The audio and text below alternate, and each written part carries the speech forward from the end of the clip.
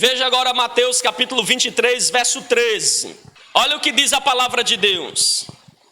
Ai de vós, escribas e fariseus, hipócritas, porque fechais o reino dos céus diante dos homens, pois vós não entrais, nem deixais entrar os que estão entrando.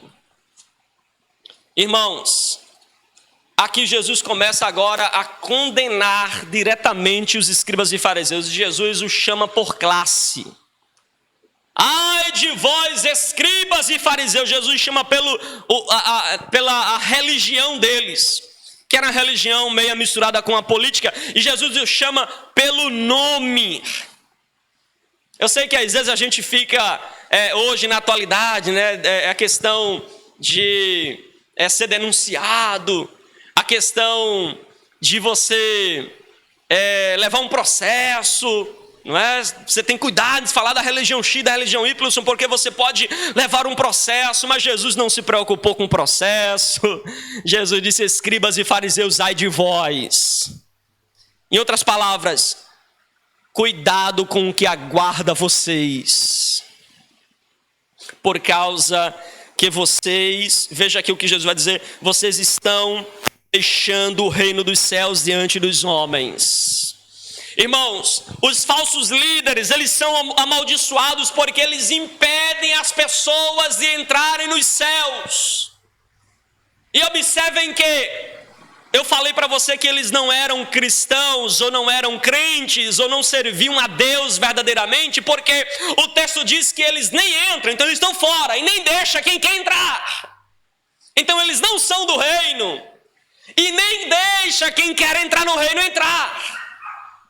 Sabe aquela pessoa que fica na porta? Tu entra, tu não entra, tu entra, tu não entra. Essa é, aquela não é. Essa aqui tem cara de crente, Pai do Senhor. Essa aqui não tem cara de crente, essa aqui eu não vou dar, esse é primo. Aí não salda.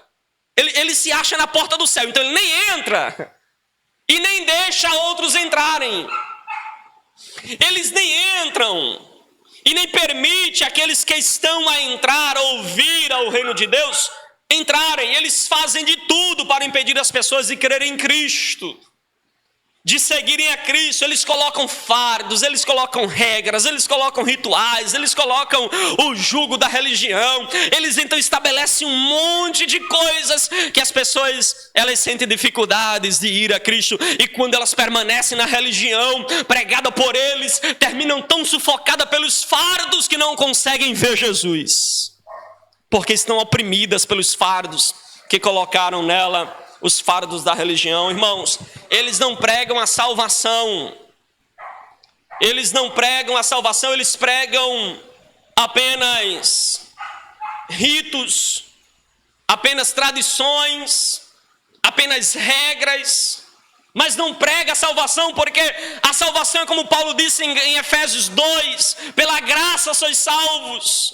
Não há nenhum preço que você possa pagar para a salvação. Ela já foi paga na cruz do Calvário por Cristo. Irmãos, hoje não são poucos os líderes que também não pregam a salvação. Eles nem se salvam e nem deixam que os outros sejam salvos. Eles envolvem o povo com cultos de cura. Isso é cura, cura, cura. É a igreja da cura. Mas eles não pregam a mensagem de salvação. Eles envolvem o povo com benefícios materiais. Aqui é campanha de prosperidade, atrás de campanha da prosperidade é a igreja da prosperidade, mas eles não anunciam o caminho do arrependimento. Aí nós vemos eles então fazerem campanhas de unção, campanhas da vitória, campanhas disso e daquilo, mas você não vê a mensagem de salvação, você não vê ser pregada a mensagem de arrependimento, você não vê ser pregada a mensagem de regeneração, justificação, santificação, de ressurreição, de céu, de inferno. Essas mensagens são abolidas dos seus púlpitos, porque não há espaço para elas. Eles não pregam a salvação. Eles estão impedindo as pessoas de entrarem no reino dos céus. Eles não creem em Jesus para a salvação. É como eu falei para os irmãos aqui uma vez. Eu assisti um canal de TV e o pastor estava, um suposto pastor, estava chamando os irmãos, meu presbítero, para virem dar o testemunho. Aí fizeram uma fila na igreja, ele gravando, todo mundo dar o testemunho. E aí chegou uma irmã e disse: pastor, eu cheguei aqui, não tinha casa própria, e Deus me deu uma casa própria. Eu falei: glória a Deus, irmãos, a irmã conseguiu a casa própria.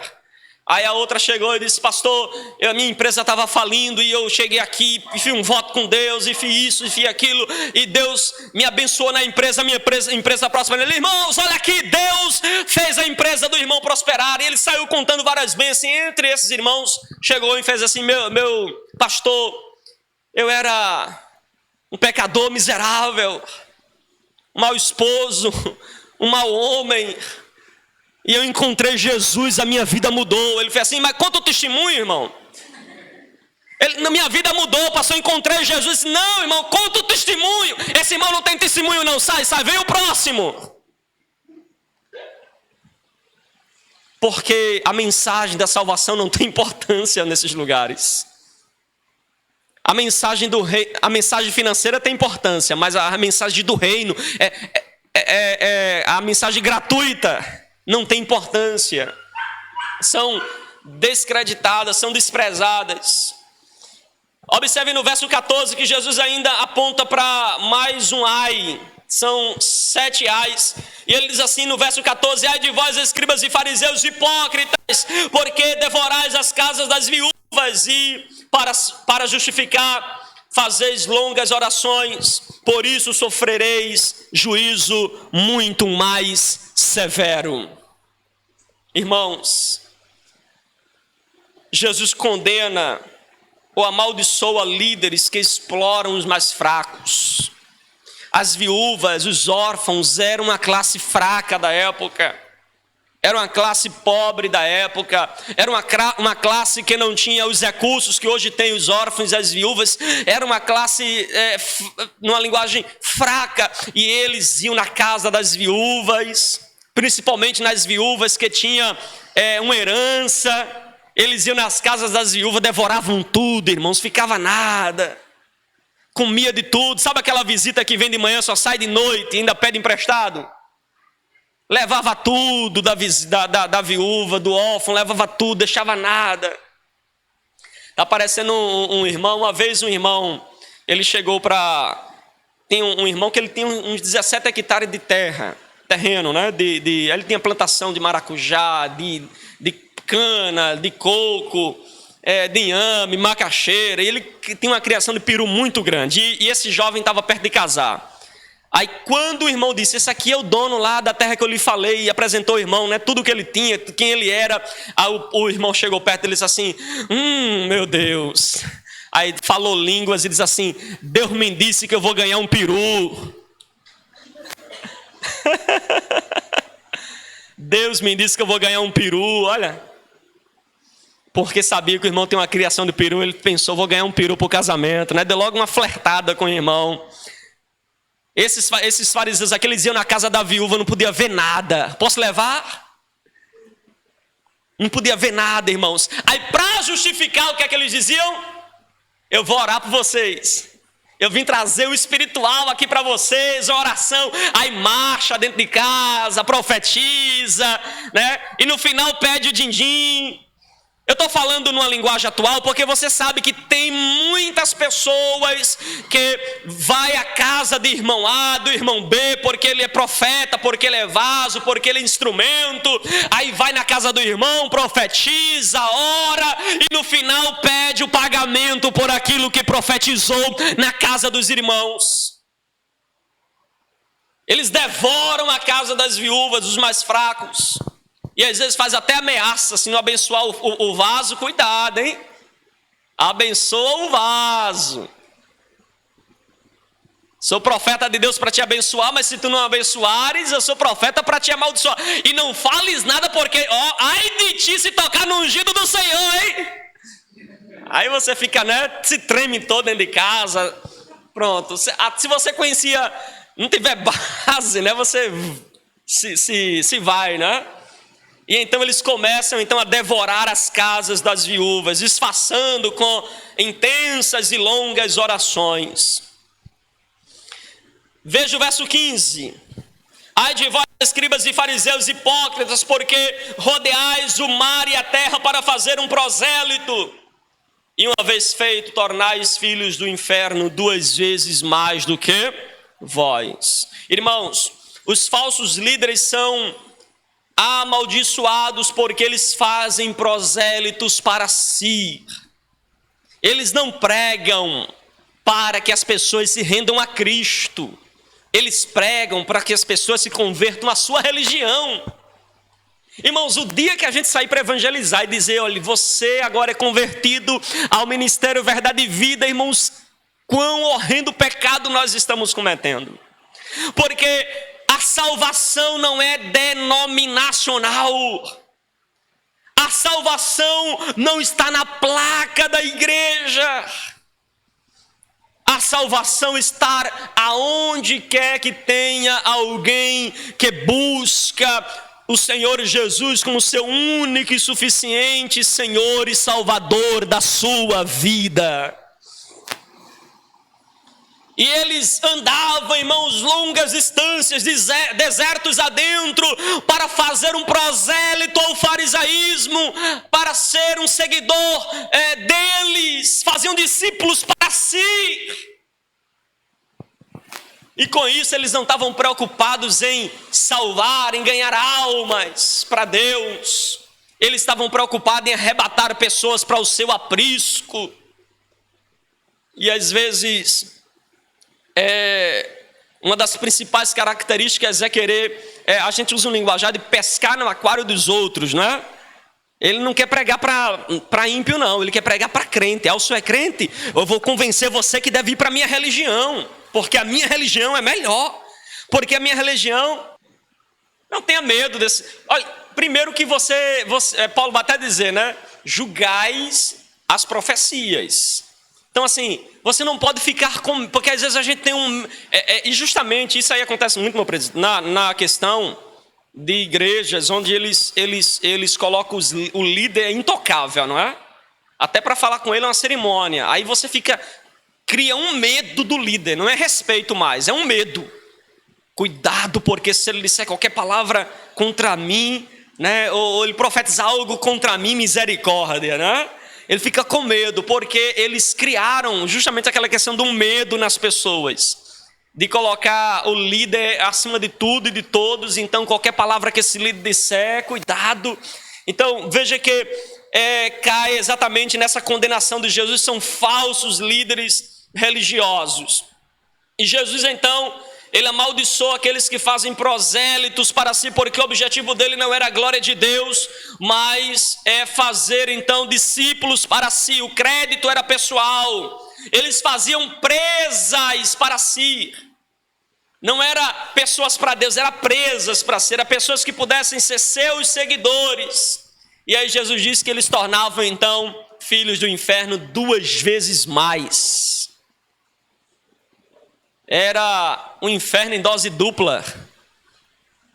Porque eles não se convertiam a Cristo, mas apenas a uma religião que não tinha nada a ver com Cristo. E sabe qual é o perigo? Porque às vezes a gente tem pessoas que entram numa religião assim, eles se fecham com a religião, eles firmam um contrato com a religião, e eles acham que são. Esse é o problema. Eles acham que são verdadeiros discípulos de Cristo, e não são. Porque estão fechados com uma religião terrena, e não fechados com Cristo, ou salvos em Cristo. Veja comigo ainda o verso de número 16. Verso 16. Ai de vós, guias cegos, que dizeis quem jurar pelo santuário. Aqui Jesus vai repreender a questão do juramento, né? Porque eles faziam juramentos, dizendo assim, a gente jura pelo altar. Se jurar pelo altar, não envolve o templo. Ele diz assim, se você jurar pelo altar, vocês estão jurando por tudo que envolve o templo. Se vocês jurarem pelo trono de Deus, vocês estão jurando por todo o céu e por aquele que está sentado também no trono. Então, parem com essas coisas. Essa interpretação, né, que conduz o povo a uma cegueira espiritual. Vocês são guias e cegos. Jesus então vai dizer, porque eles estavam guiando o povo, mas eles mesmos não enxergavam, eles mesmos não viam. Jesus então mostrou que eles, ao fazerem juramentos por um objeto do templo, faziam um juramento por todos os objetos do templo. Todo cristão deve falar a verdade, irmãos, e honrar a sua palavra dada. Você não pode ter uma palavra com o presbítero aqui, outra palavra com o irmão ali. A palavra do cristão é uma só.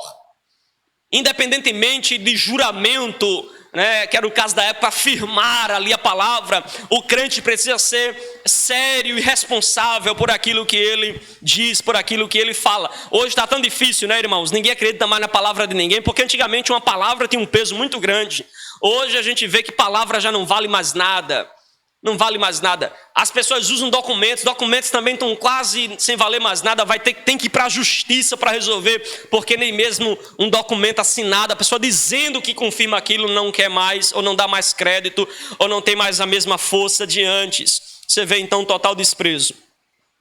Veja agora comigo o verso de número 23. Ai de vós, escribas e fariseus hipócritas, porque dais o dízimo da hortelã, do edro e do cominho, e tendes negligenciado os preceitos mais importantes da lei, a justiça, a misericórdia e a fé. Deveis, porém, fazer essas coisas sem omitir aquelas. Irmãos, observem que Jesus então vai repreendê-los, porque eles davam ênfase em dar o dízimo dos mínimos detalhes. Davam o dízimo do edro, do cominho. Eles davam o dízimo da hortelã. E Jesus então vai dizer: gente, vocês estão dando o dízimo dos mínimos detalhes, mas estão esquecendo dos preceitos mais importantes da lei. Deem o dízimo, mas não esqueçam da justiça, da misericórdia e da fé. Não esqueçam. Jesus então censura eles por valorizarem as coisas menores e desprezarem as maiores. É por isso que ele vai dizer no verso 24: vocês coais mosquito engolis camelo. É terrível, não é, irmãos? Você coar mosquito. Não, eu vou coar minha água aqui antes de tomar, porque pode ser que tenha um mosquito dentro, o mosquito é impuro, aí coa a água, mas ao mesmo tempo que eles estavam engolindo camelos. É aquelas pessoas que condenam o pecado mínimo nos outros, mas ele pratica pecados gigantescos em particulares. Terrível. Veja o verso 25 e o verso 26. Ai de vós, escribas e fariseus hipócritas, porque limpais o exterior do copo e do prato, mas estes por dentro estão cheios de rapina e intemperança. Fariseus cego, limpa primeiro o interior do copo, para que também o seu exterior fique limpo. Aqui Jesus amaldiçoou os fariseus, porque eles estavam apenas limpando o exterior, mas não havia mudança interior. É um perigo quando a gente quer fazer reforma exterior sem mudar o interior, irmãos. Às vezes a gente quer ganhar alguém para Jesus e já quer encher ele de regra, não pode isso, não pode isso, não pode isso, sem antes deixar que Deus transforme o interior dela e deixe que Deus mude ela de dentro para fora. Porque de nada adianta você limpar as pessoas, fazer limpeza por fora. Eu já contei aqui para vocês do homem que queria criar um porco. Lembram dessa parábola que eu contei? Um homem queria criar um porco. Ele disse assim: que porco mais lindo, né? Eu vou criar esse porco.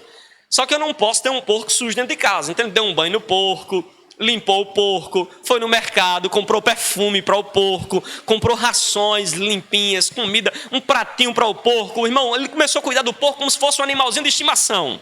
Aí deu tudo para o porco, tudo que ele tinha direito. Parecia a gente dentro de casa. Aí passou uns 6 meses, 1 ano, ele cuidando assim do porco. Aí ele disse assim: 1 ano já educando esse porco, com certeza ele já não quer mais saber de imundícia. Aí na frente da casa dele tinha uma lama, ele abriu a porta e disse: eu quero testar agora esse porco. Irmãos, quando ele abriu a porta da casa, que o porco viu a lama, os olhos dele brilharam. Ele correu e se lambuzou todo, se melou todo na lama. Porque fazia parte da natureza dele. Fazia parte da natureza do porco. Ele tentou reformar o exterior, mas o coração do porco amava a impureza, irmãos.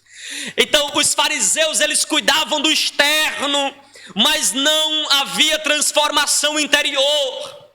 não havia mudança interna. Ele se preocupava com o cabelo, com as vestes, com os detalhes externos, com o linguajar externo, mas dentro estava cheio de aves e rapina. Jesus diz: vocês estão preocupados em limpar o exterior do copo e do prato, mas estão esquecendo de limpar dentro do prato. E Jesus vai dizer então em outra passagem: o que contamina o homem não é o que entra, mas é aquilo que sai do seu coração. É aquilo que sai de lá de dentro, que a gente precisa crucificar o eu. E não crucificar as coisas externas. As externas são secundárias. Então Jesus vai amaldiçoar eles por causa que eles limparam o exterior, mas não limparam o seu coração. Veja comigo o verso 27. Ai de vós, escribas e fariseus hipócritas, porque sois semelhantes aos sepulcros caiados, que por fora se mostram belos, mas interiormente estão cheios de ossos e de toda imundícia. Assim também exteriormente perecereis, pareceis justos aos homens, mas por dentro estão cheios de hipocrisia e de iniquidade. Então, continua aqui o discurso de Jesus acerca destes líderes que eles eram fingidos. Jesus condena por eles serem fingidos, parecer uma coisa, mas por dentro eram outras. Eles eram fingidos, tinham cara de crente, mas não eram. Tinha perfil de crente, mas não eram. Falavam como crente, eles sentavam para falar da Torá e você ficava assim de queixo aberto. Aí Jesus disse assim: faça até o que ele disse, porque o camarada ensina. Mas dentro estava podre. Com isso traz um grande alerta para a gente. Alguém pode pregar bem, pode cantar bem, pode conhecer bem a Bíblia, falar bem da Bíblia, pode ser um bom pregador, um bom expositor, ele pode conhecer a lei, andar conforme o sistema religioso, né? bem alinhado conforme o seu sistema religioso, uns para mais, outros para menos, mas de acordo com o seu sistema religioso. Mas ainda assim, irmãos, eles podem estar apenas fingindo, não ser realmente um discípulo de Cristo, um seguidor de Cristo. Jesus começa então a comparar eles a sepulcros caiados, por fora uma beleza, por dentro cheio de ossos podres, cheio de iniquidades. E eu poderia, irmãos, olhar isso para a nossa realidade hoje, quantas pessoas não são fingidas. Agora há pouco você viu passando aí no jornal um pré-candidato a vereador, ou se é vereador, não sei, ele passando na TV, ele sendo preso porque ele tem uma ONG de crianças. Veja, coisa boa, não é? Cuidando de crianças, um monte de crianças sendo assistida na ONG dele. E foi denunciado por várias crianças, vários pais, de que ele estava assediando as crianças. E a repórter perguntou para ele: você assediava ou não assediava? Ele disse: não, meu advogado vai responder. Meu advogado vai dar a resposta. Aí um policial daquele que conversa no particular, que ele já estava com uma marca assim no olho. Aí chamou ele no particular, aí, irmãos, ele gravou. E ele disse: eu pedi a foto aos meninos nu. E tu fazia o quê? Eu me masturbava com as fotos. Mas era crente. Tinha um nome de crente. Tem um nome de religioso. Está inserido num contexto religioso dentro da comunidade, ajudando, está aqui ajudando. Eu não estou dizendo que um cristão não possa falhar, não possa errar, não possa pecar. Nós somos carne, somos seres humanos, estamos sujeitos a erros. Mas ali não é um caso de um deslize, ali é pecados programados. Me manda, agenda, tal hora, tal dia, tal momento. Aquele horário é melhor, de manhã é melhor, de noite é melhor. Ele programa, é um camarada que vive na prática, na iniquidade. É aquele camarada que João vai dizer: quem vive na prática do pecado é do diabo. Tem nada a ver com Deus, embora esteja todo vestidinho de religiosidade. Bíblia na mão, na igreja, cantando, fazendo obra social, prega, dirige, é uma bênção, profetiza, cura no nome de Cristo. Mas naquele dia vai ouvir Jesus dizer: apartai-vos de mim, Senhor, eu profetizei no teu nome. Foi. Senhor, eu operei maravilhas no teu nome. Foi. Senhor, eu fiz prodígio. Foi, fez prodígio. mas apartai-vos de mim, porque eu não vos conheço. Não tinha comunhão com Deus, não tinha intimidade com Deus.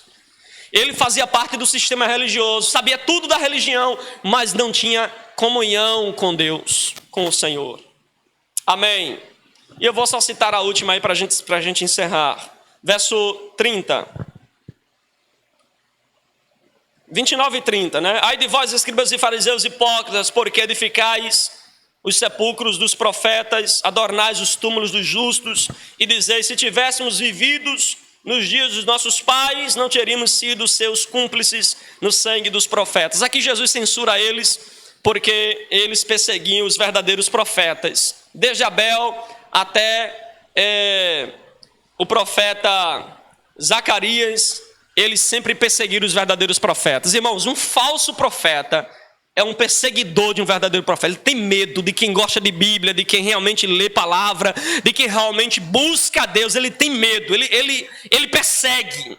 Se você chegar numa igreja, por exemplo, onde a ênfase tem esse perfil de falsa liderança, de um falso líder, ele vai ter medo se você gosta de Bíblia, se você gosta de pregar, se você gosta de ensinar, ele vai ficar assustado.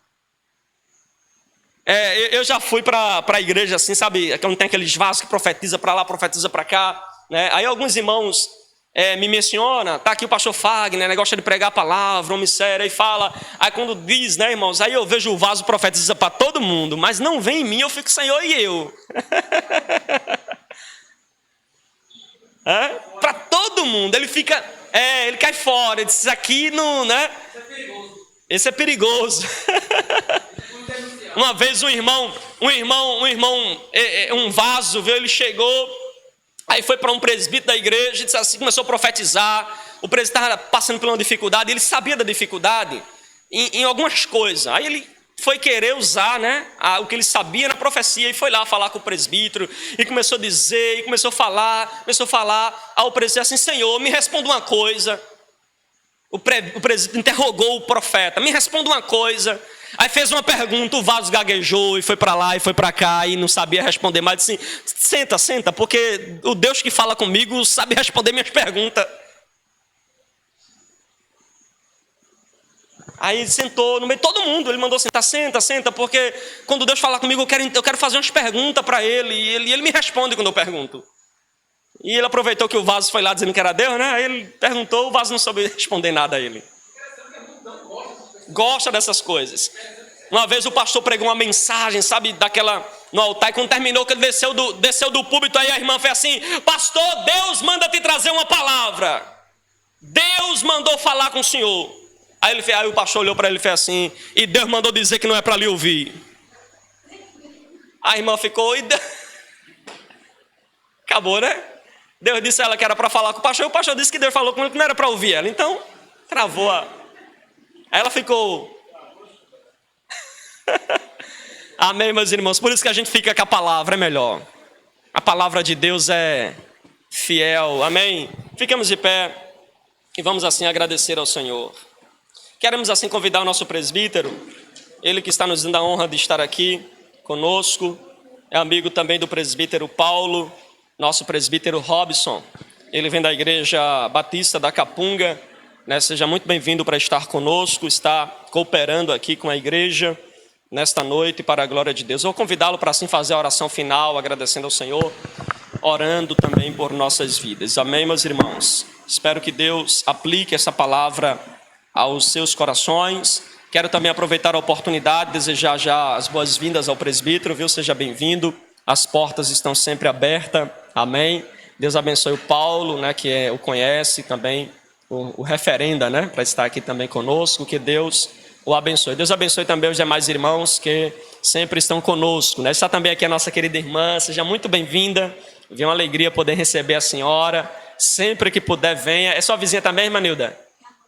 É a sua mãe, né? Eu já vi outras vezes aqui, não já veio?